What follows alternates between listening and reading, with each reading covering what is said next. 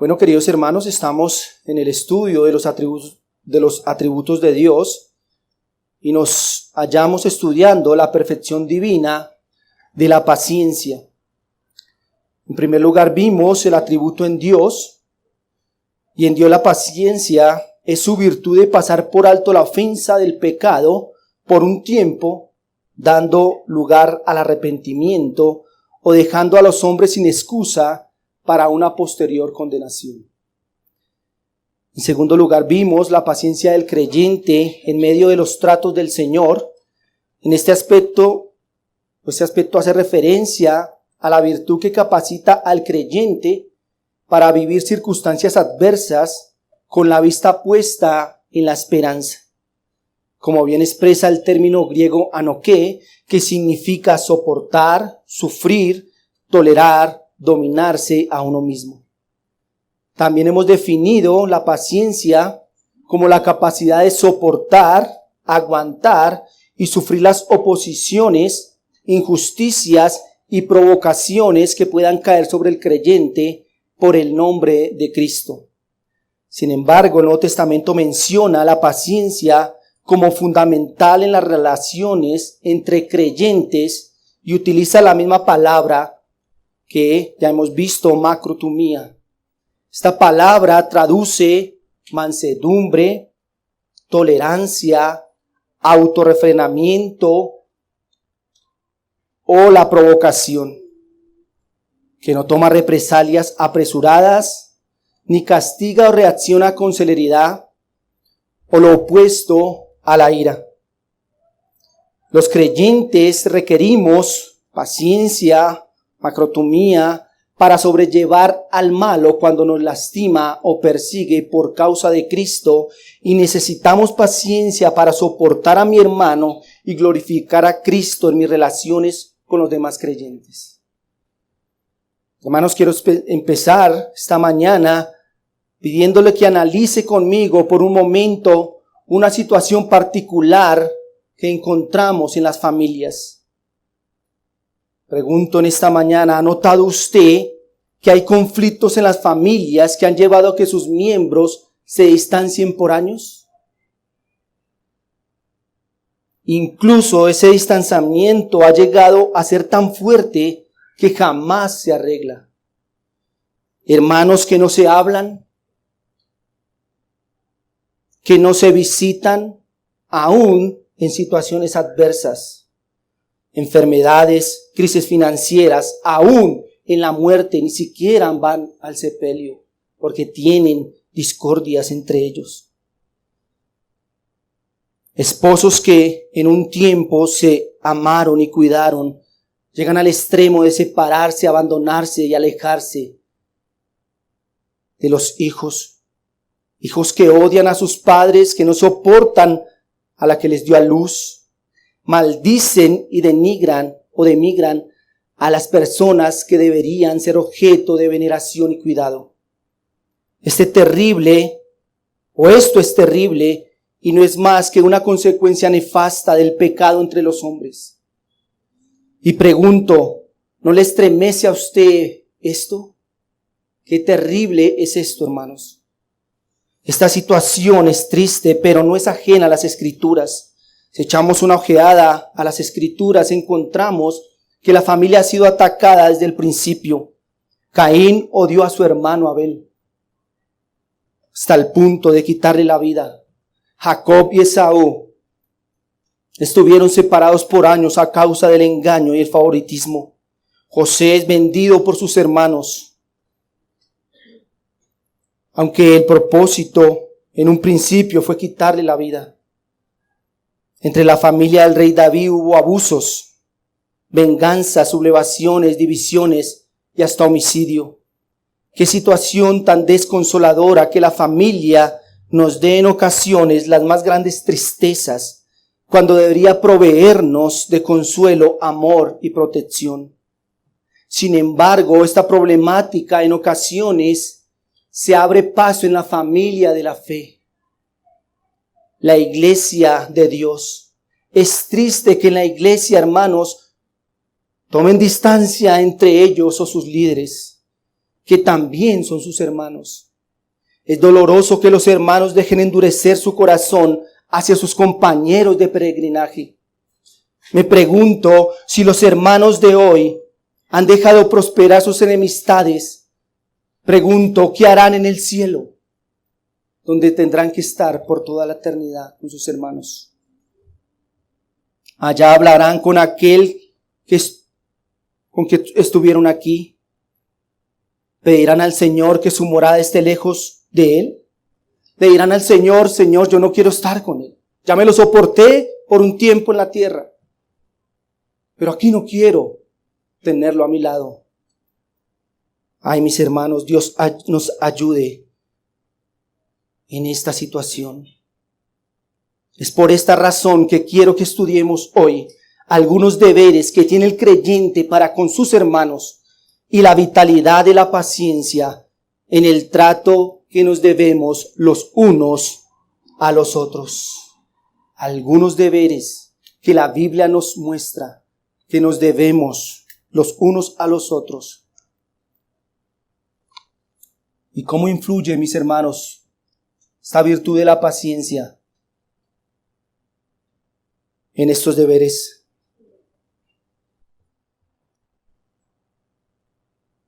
Analizaremos entonces unos textos bíblicos y descubriremos en ellos algunos deberes para con nuestros hermanos y el papel de la virtud de la paciencia en ellos.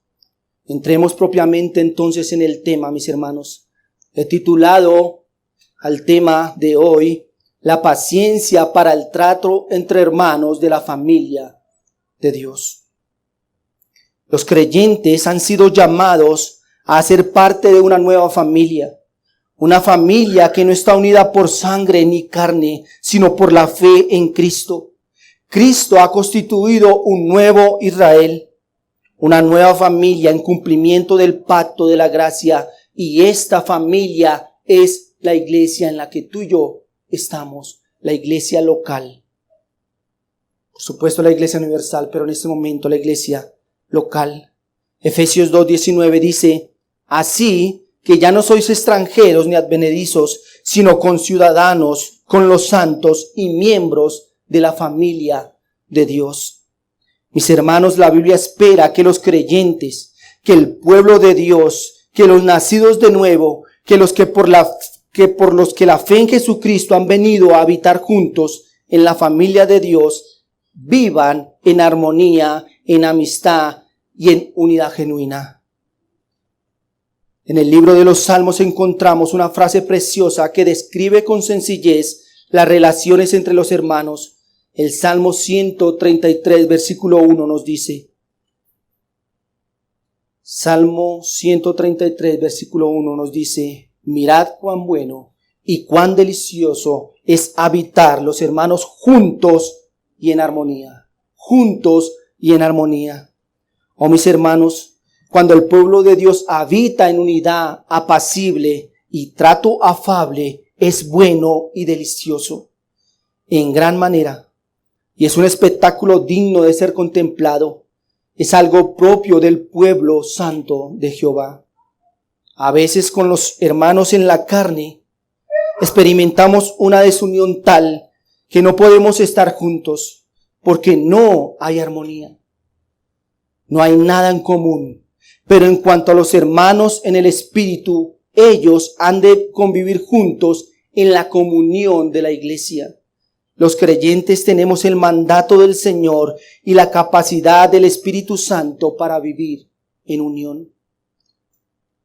Charles Spurgeon dijo lo siguiente: podemos prescindir de la uniformidad si disfrutamos de la unidad. Si somos una sola cosa en la vida cristiana, en la verdad y el camino, en nuestros objetivos, en propósito y espíritu. Cierra la cita. Recordemos, mis hermanos, que a lo que nosotros nos une es Cristo. Es que creemos en Cristo, no el tiempo que llevemos, no las relaciones que podamos hacer de amistad, sino es Cristo. A nosotros nos une el amor al Señor. Sin embargo, somos seres imperfectos y esta unidad y armonía en ocasiones se ve amenazada a causa de nuestro pecado. Y esa unidad buena y deliciosa se puede convertir en desagradable y mala. Pero esta no es una opción válida para el creyente. Este debe esforzarse y ejercitarse en la paciencia para lograr vivir como Dios lo demanda. En la familia de carne quizás es normal que hayan enemistades y creo que esto lo vivimos. Pero en la familia de Dios esto no es una opción, hermanos. No pueden haber enemistades. Debemos vivir en armonía y por eso necesitamos ser pacientes en el trato que nos tenemos.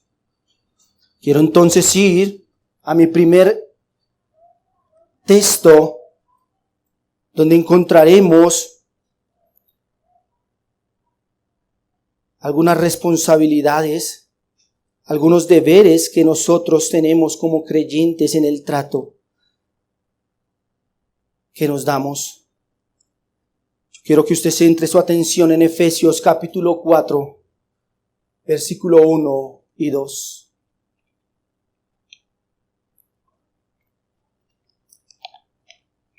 Efesios capítulo 4, versículo 1 y 2 nos dice: Yo pues, preso en el Señor, os ruego que andéis como es digno de la vocación con que fuiste llamados.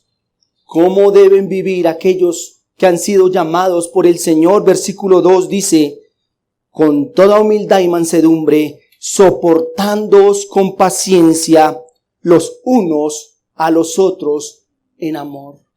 Soportándonos con paciencia los unos a los otros en amor. ¿Qué encontramos entonces? Nuestro primer deber, soportarnos con paciencia.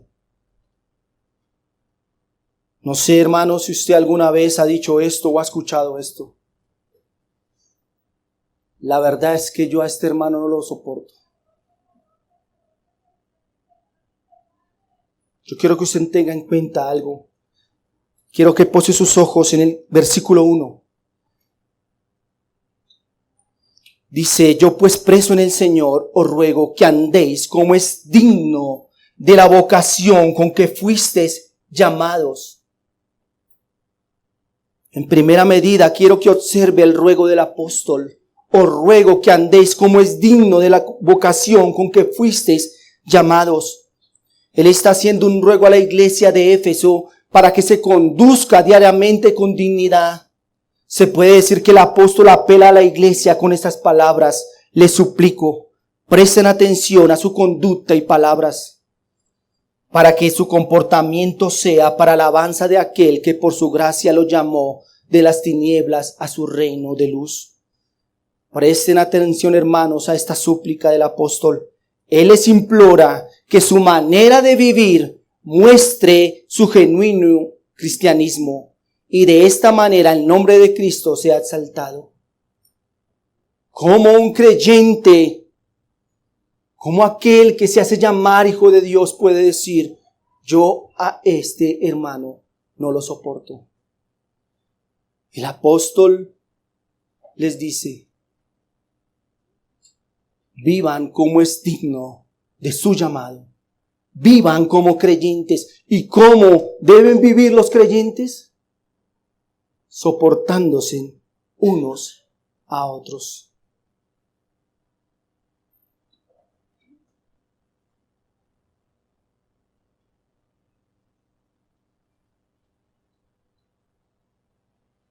Esta misma idea de vivir como un creyente se la da a Pablo, o exhorta a Tito en 2:7 y le dice: presentándote tú en todo como ejemplo de buenas obras, en la enseñanza mostrando integridad, seriedad, palabra sana y irreprochable, de modo que el adversario se avergüence y no tenga nada malo que decir de vosotros. Nosotros como creyentes debemos vivir conforme la palabra de Dios nos dice, conforme al llamado que hemos tenido, para que el adversario se avergüence, para que nadie tenga que decir nada de nosotros. Por supuesto, ese texto es aplicado no solo a los oficiales de una congregación, sino a todo aquel que es un discípulo verdadero del Señor. El llamado, la exhortación y el ruego del Señor a través de las Escrituras es que todo hijo de Dios viva en todo ámbito de manera que dignifique y glorifique al Señor, quien lo rescató o quien rescató su alma. El creyente ahora tiene dignidad y debe vivir conforme a ella. No es una dignidad propia, sino una dignidad imputada, y la dignidad de Cristo. Entonces lo que el creyente piensa, habla y hace debe reflejar a Cristo y su llamado. La manera como el creyente vive glorifica a Cristo o le ofende. El adversario es avergonzado cuando el creyente vive en dignidad. Así que el versículo 1 es un llamado a la vida general de todo creyente. Pero ahora Pablo va a ajustar su visión a la vida eclesial. Va a enfocar en cómo debe ser la vida dentro de la iglesia entre hermanos. Y allí encontramos el versículo 2. ¿Cómo se tratan los hermanos en Cristo según el versículo 2? Con toda humildad y mansedumbre, soportándose con paciencia los unos a los otros. En este versículo aparece el deber de soportarnos los unos a los otros en amor. Soportar aquí es anejomai, que da la idea de soportar, sostener o llevar sobre sí una carga. Sufrir, padecer con resignación un daño moral o físico, y tolerar, aguantar con indulgencia. El texto nos dice, soportándonos con paciencia los unos a los otros en amor. Se requiere la capacidad de soportar, de sufrir, de padecer para sobrellevar las faltas y debilidades de los demás. Se requiere paciencia, o sea, la capacidad de no enojarnos con facilidad, ni ofendernos por desaires o desavenencias, desacuerdos o discrepancias. Aunque no quisiéramos que fuera así, hay que aceptar que en la iglesia estamos reunidos pecadores. Por supuesto, pecadores redimidos, pero pecadores, en los que la obra del Señor aún se está desarrollando. Aún estamos siendo tratados en nuestras debilidades. Ninguno aquí ya está glorificado. Ninguno, mis hermanos. Por eso dice, sopórtense unos a otros. No dicen soporten a estos que son muy débiles. Ninguno está glorificado. Por tanto, tenemos faltas, debilidades, ofendemos a otros, desairamos a los demás, y allí requerimos ser pacientes, soportar a los hermanos, ser lentos para la ira, como lo es el Señor, estar dispuestos a perder, a ceder, a negarnos a nosotros mismos, a negar aún o negarnos aún a nuestros derechos, si es que los tenemos.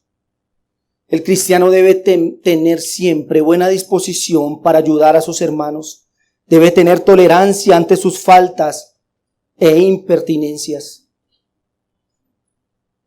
En este texto, acompañando a la paciencia, que ya sabemos que es aguantar, sufrir, tolerar, soportar, aparecen dos virtudes que acompañan y complementan a la paciencia. Estas dos virtudes son humildad y mansedumbre.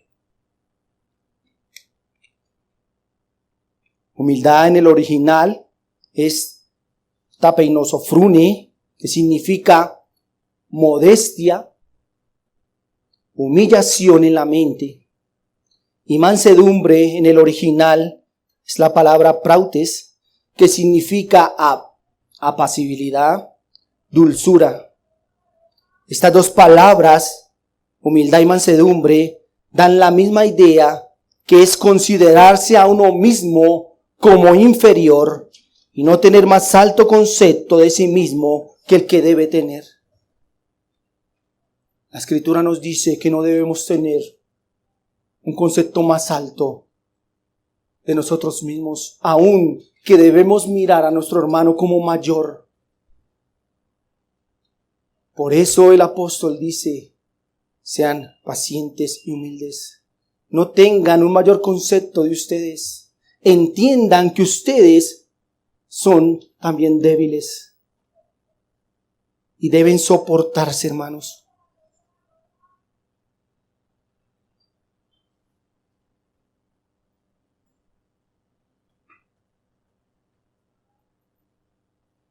Es pensar de nosotros con modestia, no por la obra o por la obra de Dios que está haciendo en cada una de nuestras almas. Entonces, en otras palabras, este texto nos dice que toleremos, que soportemos y aguantemos a los demás con dulzura, considerándoles como superiores. Usted puede decir que esto es imposible, ya que usted es superior a su hermano en sabiduría, en posición, en antigüedad en la iglesia. Por eso el apóstol Pablo es cuidadoso al incluir la humildad y la mansedumbre como compañeras benditas para cumplir el deber de soportarnos, ya que es imposible soportar a otros si mi corazón está lleno de orgullo, si mi corazón está lleno de arrogancia, de amargura. Ahora piensen esto, mis hermanos. Nuestro Señor Jesucristo, siendo superior, muy superior a nosotros, muy superior a todos los hombres, soportó con paciencia las imprudencias de sus discípulos. Él soportó la falta de fe de sus discípulos. Mateo capítulo 8, versículo 26. Él les dijo, ¿por qué teméis, hombres de poca fe? Él soportó la lentitud de sus discípulos para comprender las enseñanzas de las Escrituras. Lucas capítulo 24, versículo 25. Entonces Jesús les dijo, oh insensatos y tardos de corazón, para creer todo lo que los profetas han dicho. Él soportó su pereza para la oración. Mateo 26, 40. Vino entonces a los discípulos y los halló durmiendo, y dijo a Pedro, ¿con que no pudisteis velar conmigo una hora? ¿Cuántas veces el Señor le dijo esto a los discípulos cuando estuvo allá orando en Getsemaní? Ellos no pudieron orar. Sin embargo, el Señor toleró a sus discípulos. Él era muy superior, pero Él toleró. Cristo no anduvo en la tierra rodeado de la gente más fina, ni más intelectual, ni más espiritual. Eran débiles, pobres, lentos para aprender, pero cuánta paciencia del gran maestro para enseñarles. ¿Cómo podemos excusar nuestra falta de aguante, soporte y perdón hacia los pecados de mis hermanos? Si Dios nos soportó cuando éramos sus enemigos y aún nos soporta hoy con nuestras debilidades, con nuestros pecados y con nuestras faltas. Como hijos, los discípulos de Cristo hoy se muestran tan débiles y torpes como aquellos 12. Pero la palabra del Señor nos dice, sopórtense con paciencia los unos a los otros. Es necesario hacerlo, mis hermanos. Es necesario soportarnos, llevar las cargas los unos de los otros. Quiero que vaya a Colosenses capítulo 3, versículo 12 al 13. El apóstol Pablo le escribe a otra iglesia, a los colosenses y les dice: vestidos pues como escogidos de Dios, vivan como cristianos, vivan dignos a su llamamiento, santos y amados, de entrañable misericordia, de benignidad, de humildad, de mansedumbre, de paciencia. Versículo 13, soportándoos unos a otros. Soportándoos unos a otros. Pablo le dice esto a los hermanos de Colosos. Se lo dijo a los de Éfeso y ahora se los dice a los de Colosos. Pero allí quiero que note algo y él añade otro deber. Versículo 13 dice: y perdonándoos unos a otros. Y perdonándoos unos a otros, si alguno tuviere queja contra otro. En estos textos la paciencia parece rodeada de otras virtudes preciosas para la vida del creyente, como lo son la benignidad, la misericordia, y de nuevo encontramos la humildad y la mansedumbre. Dice Pablo, son indispensables para lograr soportarnos y además perdonarnos los unos a los otros. El creyente necesita paciencia para soportar y para perdonar a sus hermanos, para padecer y perdonar sus afrentas. Cuando enfrentamos problemas en la iglesia con nuestros hermanos o líderes, tenemos dos opciones: soportar cuando son ofensas que no requieren un tratamiento especial. Hay ofensas débiles que sería bueno pasar por alto en la paciencia, mis hermanos. Armamos de un problema grande un problema inmenso. No nos toleramos, no nos perdonamos. Y el apóstol dice aquí: perdónense si alguno tuviera queja contra otro. Debemos perdonarnos. Mire lo que dice Proverbios 19:11.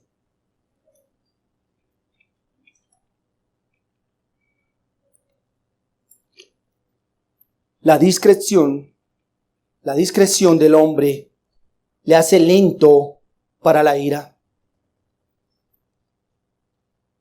y su gloria es pasar por alto una ofensa. ¿Cuántas ofensas debemos pasar por alto en el trato como hermanos? El hombre sabio, el hombre cuerdo, el entendido es paciente, es largo de espíritu, no se apresura a contestar, a defenderse, a reclamar sus derechos. Es apacible, es tranquilo y se adorna pasando por alto las ofensas. El hombre cristiano es como Cristo, es como Dios y se muestra paciente. Si lo hace con los impíos y malos, aún más razón lo tiene que hacer con sus hermanos. Ahora, hermanos, hay otros casos en los que debemos perdonar cuando las diferencias son más graves. Se nos llama perdonar. La ira descontrolada no es una opción. Evitar al hermano o hablarle con hipocresía tampoco. Las opciones bíblicas son soportar y perdonar. Se nos hace más fácil excluir al hermano y no volverle a hablar y evitarlo. No hablarle más que perdonarlo. Y el Señor nos dice que debemos perdonar. Andemos como es digno de nuestra vocación. Debemos perdonar las ofensas. George Latson dice: si eres sabio, no consentirás que la ira te domine, sino que cuando adviertas que se levanta para atacarte, la obligarás a ceder al dominio de la razón y de la religión. Y antes de ponerla de manifiesto a través de tus palabras y tu comportamiento, considerarás con calma si tienes razón para enfadarte o tanta razón como la ira quiere hacerte creer. Debemos pensar, mis hermanos, ¿Por qué no pasar por alto las ofensas? ¿Por qué no perdonar? El apóstol inspirado dice en Efesios 4:32. Efesios 4:32. Antes, sed benignos unos con otros, misericordiosos, perdonándoos unos a otros, como Dios también os perdonó a vosotros en Cristo. Los creyentes deben despojarse de toda ira carnal y amarga y vestirse de perdón, de la tierna compasión y del amor que el Padre les muestra en Cristo. Pregunto, ¿por qué un hermano que ha sido objeto de la muestra máxima de amor y perdón se niega o se negaría a perdonar con paciencia a otros como él? Pablo le dice a los efesios, perdónense unos a otros como Dios os perdonó en Cristo. La razón para perdonar no radica en el ofensor, sino en Dios, quien nos otorgó el perdón por el sacrificio de Cristo. Colosenses 13:13 dice, soportándoos unos a otros y perdonándonos unos a otros, si alguno tuviere queja contra otro, de la manera que Cristo os perdonó, así también hacedlo vosotros. Lo que quiere decir el texto es, ustedes fueron perdonados, su deuda era sencillamente impagable. La muerte misma sería insuficiente para pagar y la eternidad y el infierno sería la forma de pagar. Sin embargo, Cristo nos perdonó. Y pregunto, ¿son mayores las deudas de nuestros hermanos hacia nosotros? ¿Son más graves las ofensas que nos pueden hacer los hermanos a nosotros que lo que nosotros hicimos a Cristo? Dios nos perdona en Cristo y ustedes pueden perdonar a sus semejantes o no pueden perdonar a sus semejantes. Eso es creerse más que Dios mismo. Cuánta arrogancia es no perdonar. Nuestro Señor Jesucristo nos dijo en Lucas capítulo 17 versículo 3 al 4. Mirad por vosotros mismos. Si tu hermano pecare contra ti, repréndele. Y si se arrepiente, perdónale. Y si 7 veces al día pecare contra ti, y 7 veces al día volviere a ti diciendo, me arrepiento, perdónale. ¿Hasta dónde nos pone el Señor el estándar para perdonar? Pero quiero ir más allá en la relación entre hermanos, en la fe. Por supuesto, las relaciones no se limitan a soportar y perdonar solamente. Así que quiero que examinemos Primera de Tesalonicenses, capítulo 5, versículo 14. Primera de Tesalonicenses, capítulo 5, versículo 14. También os rogamos, hermanos, que amonestéis a los ociosos, que alentéis a los de poco ánimo, que sostengáis a los débiles, que seáis pacientes para con todos. Examinemos las palabras que indican nuestros deberes mutuos aquí. Dice, amonestar. Que os amonestéis. Amonestar es advertir o regañar gentilmente. ¿Cómo así? Bueno. Encontramos la palabra alentar, alentéis a los de poco ánimo, y es animar y consolar, animar y consolar. Encontramos otra palabra aquí, es sostener, sostengáis a los débiles, sostener es adherir con firmeza o interesarse por. Amonestar, advertir o regañar gentilmente, alentar, animar, consolar, sostener, adherir con firmeza, interesarse por. Las luchas y debilidades dentro de la iglesia fiel requieren una respuesta de parte de los miembros. Ellos con paciencia amonestan, alientan y sostienen. Observe que esta súplica que hace el apóstol no la está dando a los obispos de la iglesia, a los ancianos de la iglesia, sino a los miembros de la iglesia. Es responsabilidad de todos en la iglesia responder hacia aquellos pecados de los hermanos con amor y recordando nuestras propias debilidades, pero sin evadir esta responsabilidad.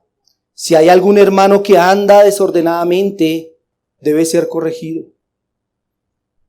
Y yo pregunto, ¿acaso para corregir a alguien no necesitamos paciencia? Pero para ser corregido no necesitamos paciencia. Recuerde que es los unos a los otros. Si algún hermano está desalentado, debe ser fortalecido, y aquel que se encuentra débil debe ser soportado, sostenido por la iglesia, por sus hermanos. La iglesia no puede ser indiferente a estas luchas de sus hermanos. No debe descargar este trabajo en el anciano únicamente de la iglesia o los ancianos. Es trabajo de todos ejercitar la paciencia en el trato con nuestros hermanos. Así que la paciencia es necesaria para el ejercicio que se nos pide que hagamos en la iglesia. El Hijo de Dios ha de tener la disposición para aceptar la corrección, la reprensión y la instrucción. Además de estar dispuesto a ser los instrumentos de Dios para corregir, reprender e instruir a otros cuando sea necesario. No queremos lidiar con esto, ¿no? Queremos que el pastor sea el que lidie con esto. No podemos soportar, perdonar, animar a los hermanos, sino queremos que el anciano lo haga. Somos mandados por la palabra a ser pacientes en esto. Debemos hacerlo, hermanos. La paciencia es una virtud recíproca, mutua, bilateral. Cuando el apóstol insiste, tenga paciencia los unos con los otros, es porque todos necesitamos de ella. Nadie puede quedarse atrás en esta virtud. Si alguien en la iglesia no cree o no crece a la par con sus demás hermanos, es como un loco en medio de un desfile militar. En un desfile militar todos marchan en unanimidad. La armonía y la coordinación son impresionantes. Pero yo pregunto, ¿qué sucede si uno de estos efectivos lo hace mal? ¿Cómo que no encaja allí? Todos, terrible. Eso es lo que sucede con el creyente que no desea ejercitar la paciencia con sus hermanos. No puede encajar en la iglesia. Está haciendo las cosas de otra manera. Debemos vivir en armonía, en unidad. Todos necesitamos de la paciencia para poder cumplir cada uno de estos deberes. Quiero decir que si en una iglesia no hay paciencia, este ejercicio de exhortarnos los unos a los otros no se llevará a cabo. Será una actividad que los creyentes esquiven o que realicen con lo opuesto, con arrogancia y orgullo. Recordemos lo que dice nuestro Señor en Gálatas 6:1 al 2. Hermanos, si alguno fuere sorprendido en alguna falta, vosotros que sois espirituales, restauradle con espíritu de orgullo, de arrogancia, no, con espíritu de mansedumbre, considerándote a ti mismo. No sea que tú también seas tentado. Sobrellevad los unos las cargas de los otros y cumplid así la ley de Cristo. Necesitamos, mis hermanos, paciencia para soportarnos, para perdonarnos, para animarnos, para corregirnos. Eso es algo que debe estar en cada uno de nosotros. No podemos hacerlo con arrogancia. Déjeme aquí hacer 2 salvedades de lo que he dicho. La virtud de la paciencia no significa ser inactivos frente a los pecados de los demás. Si usted ve a sus hermanos cometer un pecado, no puede excusarse en la paciencia para no corregirlo. Más bien, es usar la paciencia para corregirlo. Recordemos el texto de Lucas 17:3. Mirad por vosotros mismos, si tu hermano pecare contra ti, ¿qué dice? Repréndele. Repréndele. Y si se arrepiente, perdónele. Así que no es no declarar el pecado. No es hacernos de la vista gorda y decir, es que estoy siendo paciente con el hermano. No, debe ser corregido. Una segunda salvedad es que tampoco la paciencia bíblica riñe con las demás doctrinas. La paciencia no impide a la iglesia, escúcheme bien, adelantar procesos de disciplina hacia los hermanos. Alguien no puede decir, ¿de qué paciencia me hablan si allí disciplinan a los miembros? No es usar la paciencia para dejar pasar el pecado. Es usar la paciencia para disciplinar y corregir. Debemos ser corregidos. La palabra de Dios dice, si hemos pecado. Así que no piense que la paciencia es pasar por alto, sino debemos ser pacientes para corregir. Permítame terminar con las siguientes aplicaciones. Son solamente 34. Hermanos, en la iglesia no puede existir personas desinteresadas en preservar el vínculo de la paz. Yo me pregunto, ¿qué es lo que impulsa a una persona a venir a la iglesia, pero huir de la comunión con sus hermanos? Pueden ser por dos motivos. Uno, puede ser que no ha sido objeto de la gracia salvífica y por tanto no puede dar de aquello que previamente no ha recibido. Si alguien no tiene el Espíritu de Cristo, no podrá usar de paciencia en el trato en la iglesia y por eso huye de ellos porque no les ama con sinceridad. Una segunda razón puede ser que esta persona, aunque es creyente, ha caído en el pecado de la indiferencia y la apatía hacia sus hermanos y entonces no está interesado en esforzarse por buscar la unidad. No quiere crecer con los hermanos, no quiere perdonar ni pedir perdón, no desea ser exhortado ni exhortar a nadie. Prefiere encerrarse en un cuarto hermético creyendo que es lo mejor para no ofender a nadie. Pero no es así, hermanos. Esta actitud de encerrarnos, evitar el contacto, limitar las conversaciones a las mínimas posibles, es pecaminosa. Hermano, usted no puede poner sus relaciones en la iglesia en cuarentena. No, Señor. De ninguna manera. Usted debe ejercitar la paciencia y si no lo hace aquí, ahora, ¿cuándo lo hará? Si no nos soportamos aquí, ¿cuándo lo haremos? Allá en el cielo seremos todos perfeccionados. Allí no habrá debilidad, no habrá pecado. No, allá lo voy a soportar. Es aquí, en nuestra convivencia, en nuestro peregrinaje, que debemos ejercitar la paciencia. Les recuerdo, hermano, que en el cielo ya no tendremos que ejercitar la paciencia. Allí seremos perfectos. Es aquí donde debemos soportar, aguantar, sufrir el agravio, perdonar y pasar por alto. Si un creyente tiene una queja contra otro, debe usar la paciencia. Es decir, estar dispuesto a sufrir pérdidas en lugar de dañar la reputación de la iglesia. Los creyentes que entienden que Dios es soberano y que ellos mismos han sido objetos de paciencia, pues el Señor no les apresuró el castigo, sino que los esperó hasta el arrepentimiento. Entonces, ellos deben verse unos a otros como pecadores, compañeros de viaje, que aunque salvados por la gracia, con una santidad creciente, pero nunca completa, con la meta de ser imagen de Cristo, pero aún imperfectos.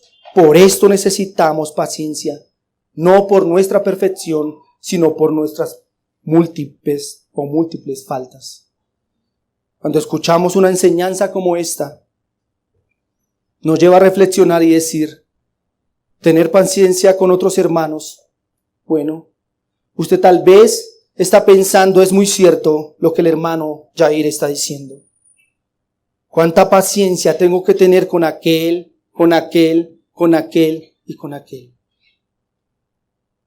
Pero yo le invito, mi hermano, a que no piense de esta manera tan pecaminosa.